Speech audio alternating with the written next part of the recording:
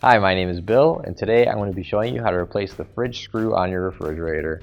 The reason why you might have to do this is because the screw is broken, damaged, or missing. For this repair, all you'll need is a Phillips head screwdriver.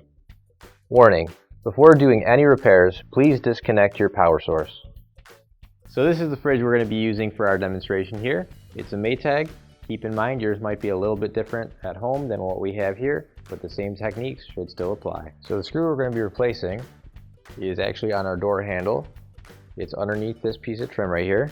So in order to get the trim off, what we're going to do is just pull straight down like so, and then it'll lift right off. So now what we're going to do is use a Phillips head screwdriver to remove that screw.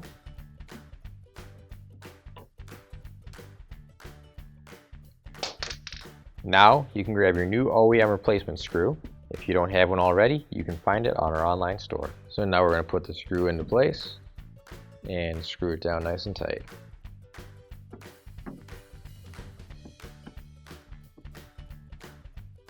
Now we can put the trim back on.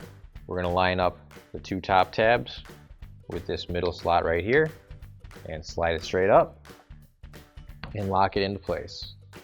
And after you've done that, your repair is complete. I was going to share a vegetable joke, but it's a bit corny. Finally, don't forget to plug in your appliance. If you need to replace any parts for your appliances, you can find an OEM replacement part on our website, PCApplianceRepair.com. Thanks for watching, and please don't forget to like, comment, and share our video.